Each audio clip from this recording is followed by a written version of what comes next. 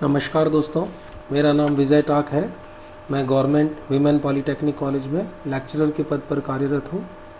आज इस प्रेजेंटेशन के माध्यम से हम हाइड्रोजन ईंधन अर्थात फ्यूल सेल के बारे में जानकारी प्राप्त करें। जब शुद्ध हाइड्रोजन गैस की लौ हवा में ऑक्सीजन के साथ प्रतिक्रिया करती है तो जल, विद्युत ऊर्जा एवं ऊष्मा उत्पन्न होती है। यह ऊर्जा एक शून्य उत्सर्जन ईंधन है। इसका उपयोग बिजली के वाहनों या विद्युत उपकरणों के लिए इलेक्ट्रोकेमिकल सेल या आईसी इंजन में किया जा सकता है। यह कमर्शियल फ्यूल सेल जैसे पैसेंजर कारों में इस्तेमाल किया जा रहा है और कई वर्षों तक ईंधन सेल बसों में इसका इस्तेमाल किया गया है। यह अंतरिक्ष यान के प्रणोदन के लिए एक ईंधन के रूप में भी प्रयोग किया जाता है।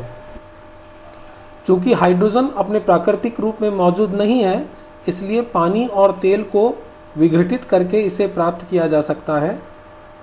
जीवाश्म ईंधन के विपरीत प्रकृति में बड़ी मात्रा में पानी मौजूद है। संसाधनों की मात्रा पर कोई सीमा नहीं है और प्रतिक्रिया के बाद यह फिर से पानी बन जाएगा, इसलिए कोई पर्यावरणीय बोझ नहीं है। प्रति इकाई ऊष्मा की मात्रा गैसोलीन से 3 गुना अधिक होती है। आसान भंडारण और परिवहन, व्यापक उपयोग सीमा जैसी योग्यताएं हैं।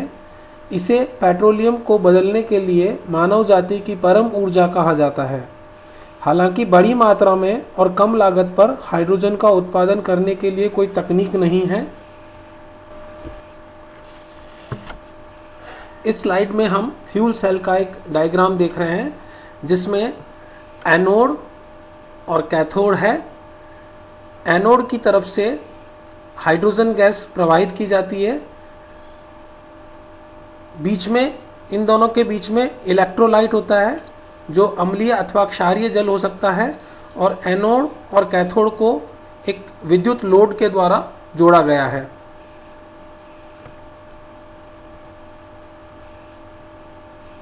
यहाँ ऑक्सीजन की सप्लाई है और कैथोड की तरफ से, और एनोड की तरफ से हाइड्रोजन की सप्लाई उच्च दाब पर की जाती है। फ्यूल सेल का कार्यकारी सिद्धांत हम देखते हैं। फ्यूल सेल एक ऐसी युक्ति है जो रासायनिक स्थितिज ऊर्जा अर्थात केमिकल पोटेंशियल एनर्जी को विद्युत ऊर्जा में परिवर्तित कर देता है। यहाँ रासायनिक स्थितिज ऊर्जा से तात्पर्य है कि अणुओं के बंधों अर्थात मॉलिक्यूलर बॉन्ड में जो ऊर्जा संचित होती है वह विद्युत ऊर्जा में बदल जाती है। एक प्रोटॉन विनिमय झिल्ली अर्थात proton exchange membrane fuel cell में हाइड्रोजन गैस और ऑक्सीजन गैस को मुख्य ईंधन के रूप में काम में लिया जाता है और जब इसमें अभिक्रिया पूर्ण होती है तो सेल में उत्पाद के रूप में जल, ऊष्मा और विद्युत धारा उत्पन्न होती है। चूँकि ऑक्सीजन वातावरण में उपस्थित रहती है, इसलिए हमें केवल हाइड्रोजन गैस देने की आवश्यकता होती है। ईंधन सेल की कार्यप्रणाली को समझने के लिए हाइड्रोजन ऑक्सीजन सेल की सहायता ली जा सकती है। हाइड्रोजन ऑक्सीजन सेल में कार्बन या टाइटेनियम की 2 छड़ काम में ली जाती है जिसमें रंध्र अर्थात छिद्र पाए जाते हैं। इन्हें इलेक्ट्रोड कहा जाता है, एनोड एंड कैथोड। इन दोनों इलेक्ट्रोड के मध्य में प्लेटिनम का नैनो पार्टिकल्स बारीक चूर्ण भरा हुआ रहता है। यह प्लेटिनम का पाउडर इलेक्ट्रोड पर होने वाली अभिक्रिया के लिए कैटलिस्ट का कार्य करता है। साथ ही इन दोनों इलेक्ट्रॉनों के मध्य क्षारीय अथवा अम्लीय जल भरा रहता है। यह विद्युत अपघट्य इलेक्ट्रोलाइट की तरह कार्य करता है। सेल में हाइड्रोजन तथा ऑक्सीजन गैस को उच्च दाब पर छिद्रयुक्त इलेक्ट्रोडों के द्वारा विद्युत अपघट्य में प्रवाहित किया जाता है। ऐसा करने पर सेल में एनोड और कैथोड पर निम्नानुसार अभिक्रियाएं होती है। जब उच्च दाब युक्त हाइड्रोजन को हम एनोड में से भेजते हैं तो कैटलिस्ट पर हाइड्रोजन गैस है वो हाइड्रोजन आयन में और इलेक्ट्रॉन में परिवर्तित हो जाती है। यह हाइड्रोजन आयन इलेक्ट्रोलाइट में से प्रवाह करते हुए कैथोड की तरफ चले जाते हैं, जबकि इलेक्ट्रॉन के लिए यह मार्ग अवरुद्ध होता है, अतः इलेक्ट्रॉन यहाँ से तार के द्वारा विद्युत भार में से होते हुए प्रवाहित होते हैं।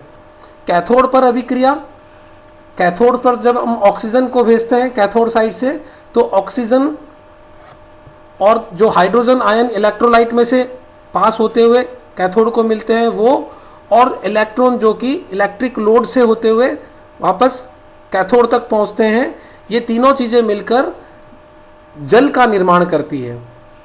तो सेल पर कुल अभिक्रिया निम्नानुसार होती है: hydrogen plus oxygen equals to electricity plus water vapour and heat. यहाँ हम डायग्राम से इसे फिर समझ सकते हैं कि एनोड पर देखिए आप, एनोड की ओर से हम हाइड्रोजन गैस को उच्च दाब पर भेज रहे हैं।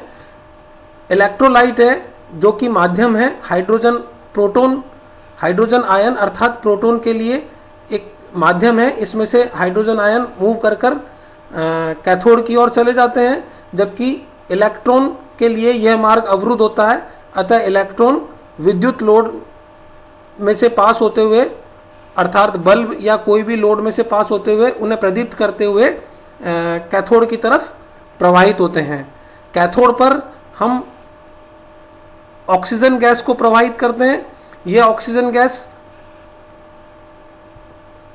इलेक्ट्रॉन और हाइड्रोजन आयन को लेकर और जल का निर्माण करती है, और इस तरह से विद्युत ऊर्जा हमें प्राप्त होती है, उसके साथ साथ जल और ऊष्मा भी प्राप्त होती है। ईंधन सेल में विद्युत धारा कैसे उत्पन्न होती है ये हम देखते हैं। हम कैथोड और एनोड की अभिक्रिया में देख सकते हैं कि इसमें एनोड पर इलेक्ट्रॉन का उत्सर्जन होता है और कैथोड द्वारा इलेक्ट्रॉन ग्रहण कर लिए जाते हैं, अर्थात एनोड पर ऑक्सीडेशन होता है और कैथोड पर रिडक्शन होता है। सेल में कुल रेडॉक्स अभिक्रिया होती है, जिसके कारण सेल में विद्युत धारा उत्पन्न हो जाती है। इस सेल की सबसे अच्छी बात यह होती है कि इसमें जितने लंबे समय तक सेल में ऑक्सीजन और हाइड्रोजन गैस प्रवाहित की जाती है, तब तक यह विद्युत धारा उत्पन्न करता रहता है। इसके द्वारा उत्पन्न पदार्थ वातावरण के लिए कोई भी दुष्प्रभाव नहीं रखते हैं। एक सेल द्वारा उत्पन्न विद्युत धारा का मान कम होता है, इसलिए अनेक ईंधन सेलों को आपस में जोड़कर कई किलोवाट की विद्युत शक्ति प्राप्त की जा सकती है। धन्यवाद।